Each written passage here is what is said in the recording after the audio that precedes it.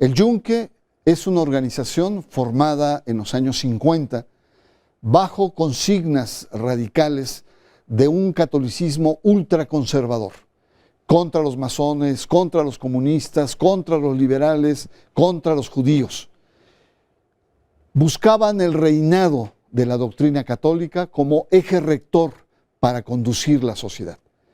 Esta organización ha evolucionado y hay muchas historias negras, fantasiosas, sobre esta institución ultrasecreta del catolicismo mexicano. Pero ¿quiénes son? ¿Cuáles son sus principales objetivos? ¿Qué buscan? ¿Se han expandido? ¿Cuáles son los personajes que actúan hoy en la vida pública del país? El Yunque, la ultraderecha católica en México, aquí, en Sacro y Profano.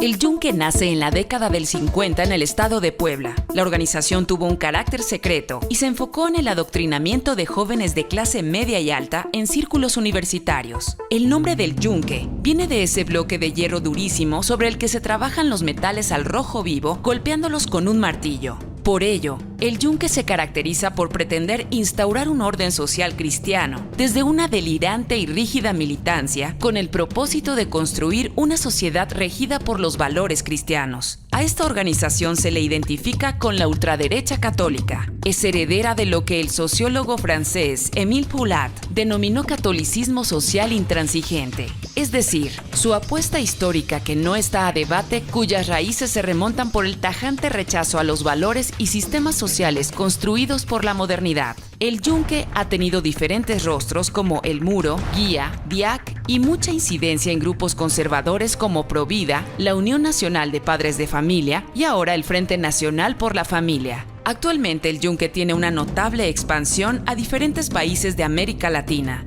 En su libro Los secretos del Yunque, Luis Paredes, notable militante yunquista, nos habla de la vigorosa expansión a Colombia, Perú, Chile, Puerto Rico y particularmente España, al grado que los obispos españoles han alertado su existencia y métodos de infiltración. José de Jesús Castellanos López, vicerrector de la Universidad Vasco de Quiroga de Michoacán, miembro de la organización, reconoce que va saliendo de la clandestinidad y que una de sus caras visibles es la organización del bien común.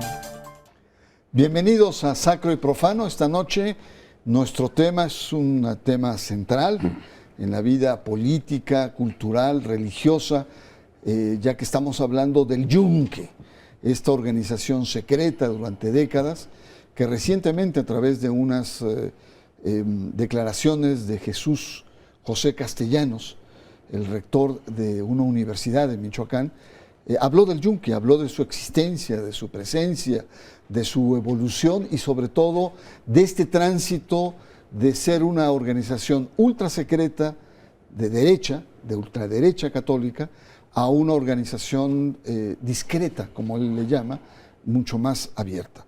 Y para conversar sobre el tema, yo agradezco mucho a Edgar González Ruiz, muchas gracias, un experto de años, de décadas sobre el tema de la derecha y ultraderecha católica en México.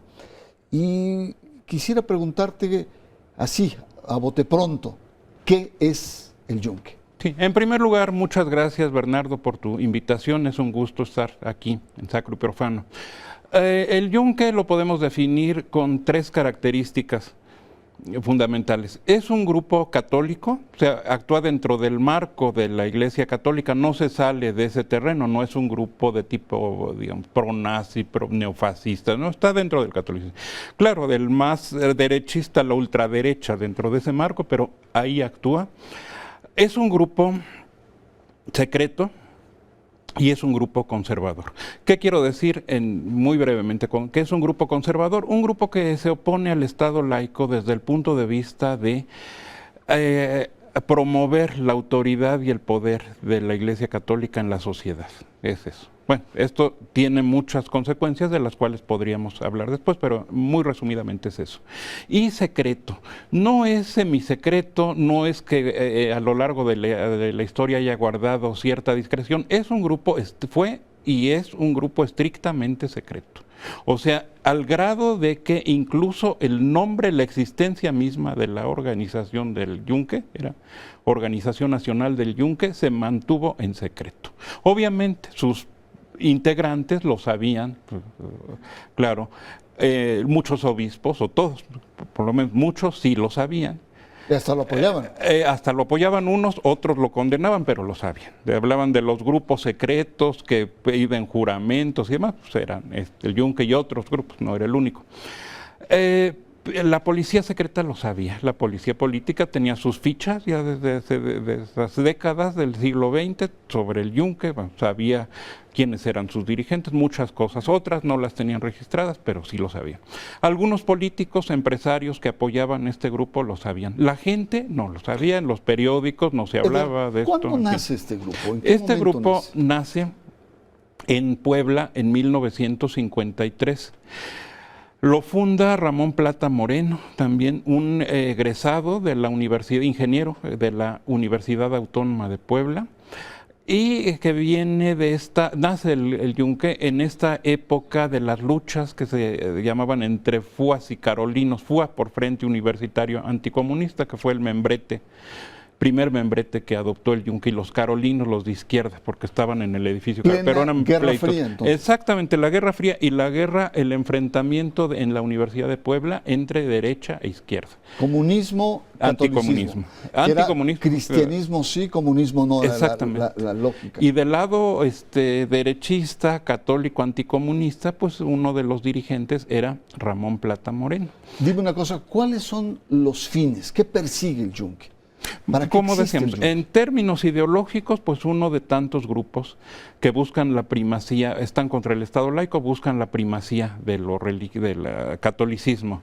El catolicismo conservador quiere decir, con ideas aún más, ideas radicales, por ejemplo, sobre la sexualidad, se oponen radicalmente, tienen una agenda bien conocida, se oponen al aborto, al matrimonio homosexual. En los años 90 muy protagónicas fueron las campañas contra los anticonceptivos, contra el condón, incluso el divorcio, etcétera. Más allá de eso, pues promueven la educación religiosa, etcétera. Pero más allá, si vemos la historia y el significado de este grupo, tiene otras implicaciones más fuertes. Actúan, y ya eso desde su fundación, con un espíritu de cruzada.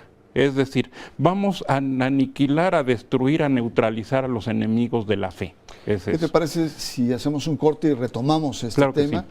Sí. Está usted en Sacro y Profano y estamos adentrándonos sobre una organización secreta, secretísima, de ultraderecha católica en México, llamada Yunque, y que tiene varios brazos, y que tiene, como hemos visto, una perspectiva conservadora, que es recristianizar la sociedad a través de la política. Pero vamos a ver quiénes son, dónde están, cuáles son los implantes de esta organización. Vamos a un corte, regresamos. Está usted Sacro y Profano.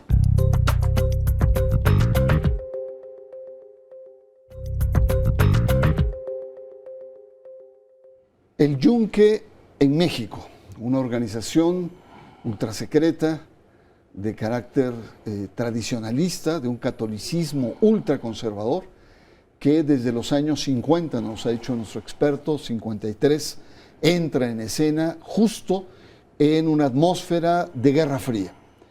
Y nos hablabas, Edgar, que sus fines o su actitud era de los cruzados, ¿no? Un espíritu de cruzada con este arquetipo de la guerra contra los infieles, digamos, ese arquetipo antiquísimo.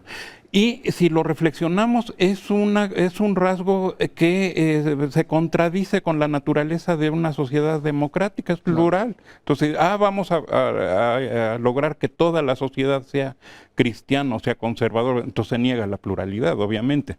Es un espíritu totalitario en este sentido. Bueno, pero además hay otro rasgo. No solamente son comunistas. Contra los judíos, contra los masones, así es, contra liberales, los liberales, feministas, incluso contra la iglesia progresista, contra la iglesia, no nada más los que están fuera de la iglesia, también sus correligionarios que no comparten su visión del mundo. Y sus métodos eran muy violentos. Eran muy violentos, lo cual, eso sí te quería comentar. Eso se propicia cuando una organización o pensemos también en una persona en quien actúa de manera anónima, actúa de manera secreta, pues ataca y nadie puede saber quién es porque actúa en el secreto. No existe públicamente y entonces se presta a toda esta violencia, tanto verbal como incluso física, como se sabe en la historia de muchas de las organizaciones que han dependido del Yunque. El Muro, por ejemplo, Movimiento Universitario de Renovadora Orientación, que floreció en la UNAM y en otras universidades en los años 60, pues toda una estela de actos violentos. Y en esta historia, y hasta asesinatos ha habido en toda esta estela, ya no hablo específicamente del Yunque, de todas las organizaciones del Yunque. O sea, entonces, la violencia como es método. Significativo, así es la violencia y la infiltración, el secreto, la infiltración en otras organizaciones, el poner a sus dirigentes a encabezar otras organizaciones que finalmente van a pasar a depender del Yunque, van a ser como títeres, ¿verdad? Del Yunque. Ahora, Edgar, déjame preguntarte, haciendo un brinco, de los años 50 para acá, ¿qué grandes personajes públicos podemos afirmar que vienen de esta organización del Yunque? Muchos, y sobre todo me voy a referir a las etapas más recientes. Un fenómeno muy natural, el Yunque se infiltra en el PAN, tiene gran presencia en el PAN, entonces llega el PAN a tener más espacios de poder, gana elecciones, pues también el Yunque, obviamente, porque es una fuerza predominante, muy influyente dentro del PAN. 3 expresidentes nacionales del PAN, nada más, en los últimos tiempos. ¿Quiénes son? Luis Felipe Bravo Mena en los años 90, Manuel Espino Barrientos ya en el 2005 y César Nava Vázquez, nada menos. Los 3, ya en la etapa panista. ¿Algunos gobernadores que pertenecen? Muchos gobernadores. Yo haciendo un recuento diría que la mayoría pertenecen o directamente al Yunque o han participado en organizaciones filiales del Yunque. Pero menciono de los casos más conocidos, gobernadores de Guanajuato, como Manuel Oliva, como Juan Carlos Romero Hicks, gobernador, el exgobernador de Jalisco, tan criticado por su actitud así ultra conservadora, González Márquez, Emilio González Márquez, muchos presidentes municipales, funcionarios de alto nivel. Recordemos, por ejemplo, a José Luis Loje en un puesto estratégico en Conagua, el que proviene del DIAC, que es uno de los grupos filiales o membretes del Yunque, en fin. Ya párale porque me estás poniendo los cabellos de punta, mi querido Edgar. Pero a ver, infiltran, se meten en organizaciones, copan, llegan a ciertos espacios. Entonces, tienen un nivel de formación, de preparación político agudo. Cuéntanos un poco el perfil del militante del Yunque. Esto es muy, muy interesante. No es obviamente, los grupos conservadores en general y el Yunque en particular, dentro de esa ideología, pues no son personas que vengan de sectores populares o no es una ideología que nazca de las necesidades del pueblo. Por lo contrario, son personajes que están muy bien relacionados, muy bien ubicados en las élites empresariales, políticas, religiosas incluso, o sea, con vínculos. Un perfil empresarial. Muchos de ellos son empresarios y muchos derivan en ser luego políticos del PAN, sobre todo. Es el partido donde ha tenido más presencia el Yunque. Entonces, esos sectores acaudalados, sectores poderosos, una iglesia para los ricos. El Yunque forma parte de ese contexto de la iglesia para los pudientes, para los...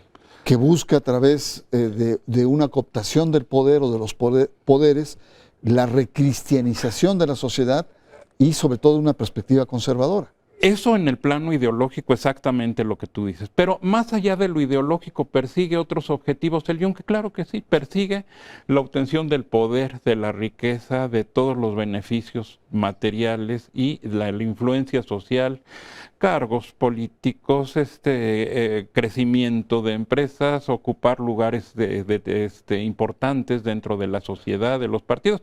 Son ya ambiciones terrenales, ambiciones personales. Suelen florecer por un lado, dentro de los grupos secretos. Por otro lado, es una triste realidad de la historia. Si nosotros vemos en qué hubo como secuela de estas cruzadas, sea de tipo de que sea, pues intereses materiales. Finalmente eso derivó en el enriquecimiento de algunos personajes que tomaron como bandera la conversión de determinados pueblos. Esto es una red de enriquecimiento personal más allá de los fines, digamos, amplios que persiguen. Sí, aceptemos ahora, que persiguen ciertos fines ideológicos, pero se da de más. Tú has puesto como experto en este tema, nos has expuesto esta internacionalización de estos grupos. ¿Qué medidas? ¿Dónde se han colocado con fuerza?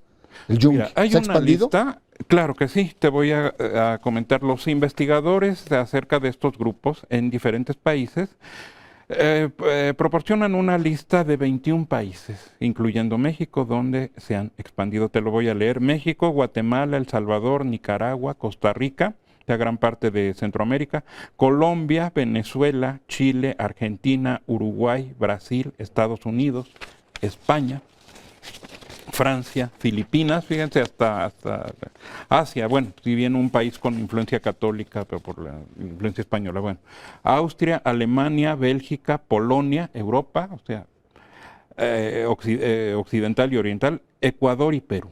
Son los países donde se ha comentado, se ha detectado. Me tengo que ir a un corte, pero antes de irme rápidamente, España es el país más fuerte. Es el país donde más. Y además donde ha sido proscrito, ha sido cuestionado. Y han tenido, a diferencia de lo que ha pasado en México en general, allí sí han tenido fuertes problemas legales. Sí. Vamos a un corte, está usted en Sacro y Profano, y ya vio, en este es aspectos más concretos en torno al Yunque, personajes de la vida política.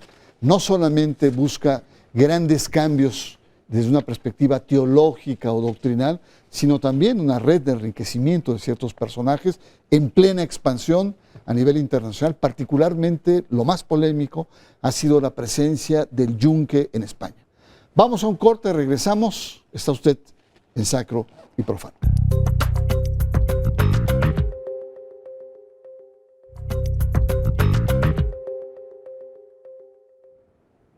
El Yunque, una organización de ultraderecha católica, es el tema de Sacro y Profano. Y bueno, pues el tiempo, esta media hora, apenas se alcanza para dar algunas pinceladas de lo que representa una organización secreta en plena expansión, una organización prácticamente de élites que busca no solo transformar desde una perspectiva doctrinal al país, al poder, desde la perspectiva católica, sino también es una red de negocios, de gente rica, de empresas, ¿no? De intereses que son fundamentales. Estábamos justo en la expansión del Yunque y nos dieron una lista de 22 países, pero particularmente quiero pararme en España, porque en España hay grandes relaciones entre organizaciones conservadoras, el Opus Dei que se implantó acá, los legionarios que se expandieron en España y también ahora el Yunque. Relación México-España-Yunque. Sí, efectivamente es el país después de México donde más se ha hablado del Yunque, incluso allá han tenido problemas ya que han llegado a los tribunales, ¿no? Problemas legales. Y la relación es natural, en la época del franquismo floreció esa relación y siempre ha existido entre la derecha, los sectores conservadores de México y de España hacia México, el Opus Dei, de México hacia España, los legionarios de Cristo, y ahora pues el Yunque es la continuación natural. Otro país. Que además con grandes personajes en España. Además con grandes personajes. El Partido Popular y hasta un vicepresidente. Ignacio Arzuaga, que es encabeza la red web y además la organización Yo Influyo, que se supone que es el principal membrete del Yunque, pues está emparentado con nada menos que un vicepresidente de España en la época de Aznar, exministro de España, exdirector del Fondo Monetario Internacional a ese nivel. Y está también Arzuaga, pues dentro de un contexto de la aristocracia española, él mismo es empresario, abogado y empresario. Entonces, imagínense de qué poder se dispone. Podemos seguirnos, mi querido, pero en tus estudios hemos tocado nada más el tema de la relación entre el Yunque y la Iglesia. ¿Por qué no lo abres un poco más? ¿Cómo la Iglesia apoya, estimula o incluso también frena a esta organización ultra secreta? Sí, en primer lugar, según algunas investigaciones, hubo sacerdotes jesuitas 2 o 3 sacerdotes jesuitas involucrados en la formación y la promoción del yunque. Bueno, sin embargo, también a un nivel más alto, los obispos obviamente sabían del yunque, algunos lo apoyaban. El caso más conocido, Octaviano Márquez y Toriz, que fue el... Estás hablando de los años 50. Claro, de la formación, o sea, 50, de los 60 principios. Y otros obispos como Mario Miranda, de aquel arzobispo de México, que lo condenaron en varias ocasiones. Curiosamente, cuando se hacen las condenas, decían muchos, está condenado al muro, o sea, el membrete está condenando al muro. O sea, ha habido contradicciones con algunos obispos, estaba condenando como Miranda. al yunque porque a la sociedad Corripio también no era muy simpatizante del yunque. Algunos entonces no Sin lo embargo, ahora hablan que el cardenal Norberto Rivera está apoyado. Hay dos cosas. Por un lado, los cardenales más conservadores, Rivera, pues tiene una línea muy similar a lo que serían las acciones, la posición del yunque, y ahí sí se ve una afinidad, si no explícita, sí por lo menos. Bueno, Castellanos que hablábamos, que había hecho la declaración, fue vocero, trabajó en la arquidiócesis. Fue vocero de la arquidiócesis. Fue vocero. Así es, entonces, pues sí. Pero ¿qué gana y qué perspectiva tiene el episcopado al apoyar? Ahora lo hemos visto con las marchas de matrimonios igualitarios. Por ejemplo, donde participó el yunque y encabezó el arzobispado también, ese activismo, ¿no? Pues porque pertenecen, comparten la misma ideología y en cierta forma también los mismos intereses, forman parte de los mismos grupos de poder, pues es natural que vayan juntos. Mi querido Edgar, esto da para otros programas más. Mucho, sí. Yo agradezco mucho el esfuerzo de síntesis que has tenido, tu disponibilidad con nuestro auditorio. Quisiera preguntarte finalmente tus conclusiones, tu perspectiva, ¿hacia dónde va esto? ¿Esto va creciendo? Recuerda que estamos en la era de Trump y hay derechas muy poderosas y muy fanáticas. Empresariales. ¿Cuál es el futuro de organizaciones como estas que pasan de aparentemente ultrasecretas a ser más abiertas en el ámbito del espacio público? Como con muchas otras cosas, hay un factor que ayuda muchísimo a que el yunque permanezca, continúe y a que tenga posibilidades, expectativas más bien de crecer, su poder económico. Finalmente, su poder económico y la capacidad empresarial de sus miembros. Eso les favorece. Las tendencias sociales no les favorecen para nada. La evolución de la sociedad, pues no sé cómo pudiera llegar a ser compatible con estas ideas casi medievales, porque realmente son eso, ¿no? Esa idea de una cruzada donde la sociedad ya no sea plural, recristianizar, pues eso no es. Entonces va a haber esa contradicción entre quién tiene el poder y qué quiere la sociedad y cómo está cambiando la sociedad. ¿En qué vaya a derivar? Pues no sabemos. Hasta ahorita no se ha podido frenar estos grandes proyectos del poder empresarial. Lo vemos en el caso de Trump. Llegó al poder. ¿Hasta dónde va a llegar? Pues quién sabe, pero está muy más acotado de lo que él podría haber pensado. Pues muy bien, yo te agradezco mucho y sobre todo pues nos pone en alerta de un fenómeno que existe, que ahí está, no lo estamos inventando, y son estos grupos conservadores, secretos, que están detrás, en los rincones oscuros, debajo de la mesa, y que son poderosos lobbies que configuran una suerte de tendencias políticas, de incidencias en el espacio público. Y ahí están los vínculos con los sectores también tradicionales de la Iglesia Católica. Yo agradezco mucho su presencia aquí en Sacro y Profano y por supuesto le prometo que estos temas vamos de una u otra manera a seguir desmenuzando porque forma parte de nuestra realidad. Así es que yo lo espero la próxima semana aquí en un nuevo capítulo de Sacro y Profano.